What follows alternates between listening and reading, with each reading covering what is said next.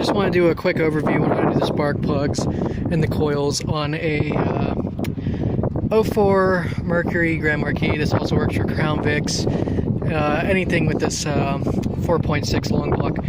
So, spark plugs are down here under the coils. These are individual coils. It scares a lot of people. It's really not hard of a job. There's four. There's one here, here, here, here, and up front on that side. Don't mess with the orange things. Those are fuel injectors. I saw a video where someone was trying to monkey around with those.